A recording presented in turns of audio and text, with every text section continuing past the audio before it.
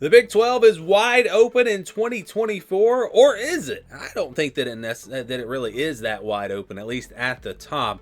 But in the middle, or really the majority of this conference, yeah, there's going to be parity. There's going to be a lot of close games, a lot of exciting games, and I do believe that the Big 12 will be the most exciting conference to watch in 2024. We're going to go through the predictions. I've done every single team in the Power Four.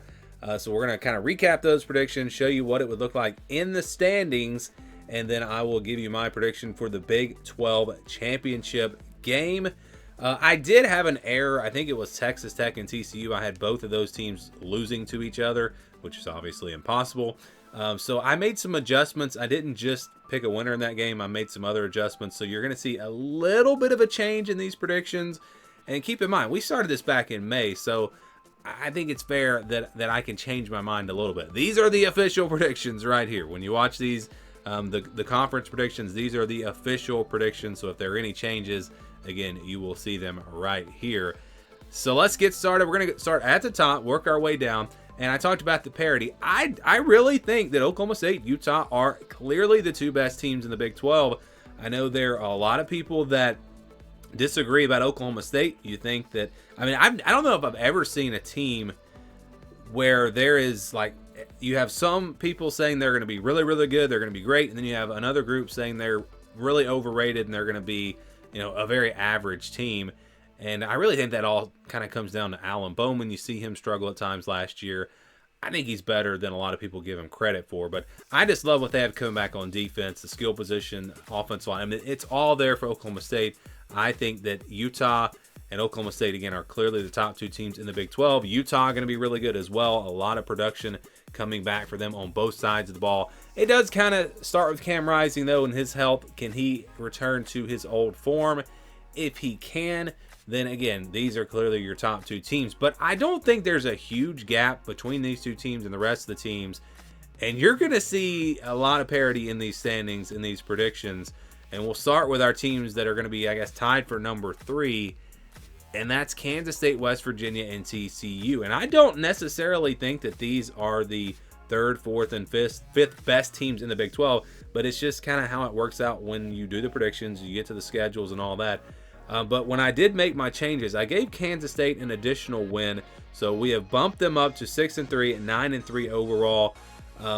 It's just a team I feel like you can trust. You know what you're going to get from them. They're going to be very solid. They added Dylan Edwards at running back, so now you've got a really good 1-2 punch there. And so Kansas State, I think, is a team that could possibly get to the Big 12 championship. I feel better about Kansas State getting to the Big 12 championship than West Virginia or TCU. So again, I still think it's Oklahoma State and Utah, but Kansas State would be my 3rd team to possibly get there. West Virginia and TCU, their schedule set up really well. I think TCU bounces back this year. I think West Virginia, very good at the line of scrimmage. I think Garrett Green coming back at quarterback, they're going to be very solid.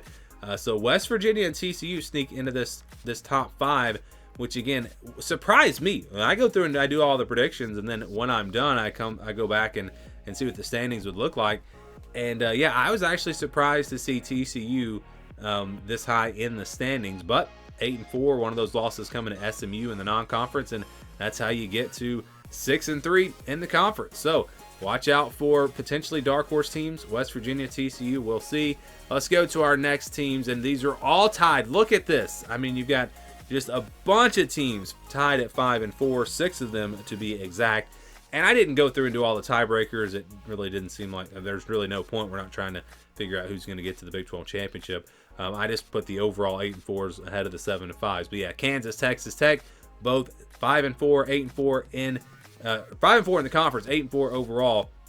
I think these two teams are going to be pretty good.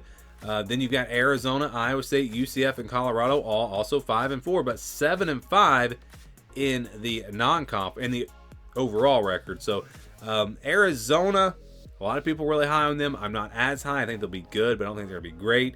Iowa State's a team to watch out for. If they can beat Iowa, I could see them maybe getting to 8-4.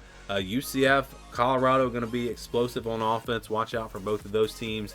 And again, I think if Utah or Oklahoma State, if one of those teams struggles. They have injuries. They, whatever. We see it all the time. Teams disappoint. If one of those teams is not what I expect them to be, I really think any of these teams could be that other team to get to the Big 12 championship. I'm going to go ahead and say I'd lock it in. Utah or Oklahoma State, one of those two teams, I would say is pretty much guaranteed to get to the Big 12 championship. But the other spot, again, if one of those teams struggles, could be any of these teams. Just showed you TCU, Kansas State, and West Virginia. I think Kansas is in that discussion. Texas Tech, Arizona, Iowa State, UCF, and Colorado. All of these teams are capable. They all have the potential, in my opinion, to have a 6-3 type season that could possibly be enough. Again, with all these teams beating up on each other, could be enough to get them into the Big 12 championship. So, again, if you see any of these teams on the top 11, if you're a fan of these teams, I think you've got a shot. If you're not one of these 11 teams, I don't think you got a shot. So these are the bottom teams: Houston, Arizona State, Baylor, Cincinnati, and BYU. Houston and Arizona State, we've got them sneaking into a bowl game at 6-6. It's going to be tough, I think, for both of those teams, but I think they've got enough to get there. Houston 4-5 in the conference, Arizona State 3-6. You've got Baylor at 4-8 and Cincinnati at 4-8, but Baylor 2-7 in the conference, Cincinnati 1-8 in the conference. I actually have them winning their non-conference games. And BYU at the bottom, like I actually think Cincinnati's probably the worst team in the Big 12, but BYU's schedule just does not set up well for them, and that's ultimately why I've got them finishing at the bottom.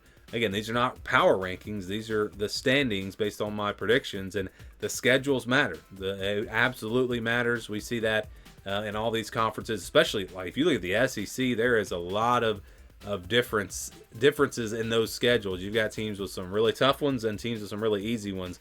Big 12, maybe not quite as much as the SEC, but it does still play into this. Again, you got 16 teams. You play 9 conference games. That means you're going to have 6 teams that you do not play, and it matters which teams you play and which teams you don't. And again, that's why you see TCU as high as you see them, and you see BYU as low as you see them. Schedules come into play here. All right, so let's get to the Big 12 championship. Oklahoma State, Utah. I have said, I'm on record saying I believe that Oklahoma State is the best team, the most complete team in the Big 12. If Alan Bowman plays at an above average level, Oklahoma State, I think, could get to the college football playoff and maybe even win a game. I think they've got that much talent and experience all coming back. I think they're going to be really good. But you just kind of trust Utah in these types of games. How many times in the Pac-12 championship do they get there? Do they win? I'm not really playing into the rematch factor here because we've talked about this before. When you look at games that are played, when you see rematches in conference championships, it's usually the team that won the first time that wins again. So all this about, well, it's hard to beat a team twice. That's actually not true, and I've talked about this here on the channel many times. So that's not the reason why I'm picking Utah. I just trust them in these big games, these big moments, and I think that they deliver here. So I'm going Utah, maybe a little bit of a safer pick, but I think in their first year in the Big 12, I think Utah wins the conference championship. It could be Oklahoma State. I really think it's going to be one of those two teams, or again, maybe we see one of those other 8 teams possibly get there. And if you get there, you just got to win one game. So I do think it's somewhat wide open, but at the same time, I do think we have our 2 front runners with Oklahoma State and Utah. Give me your predictions. Who do you think is going to make it to the Big 12 championship, and who do you think is going to win it? Let me know down in the comments below.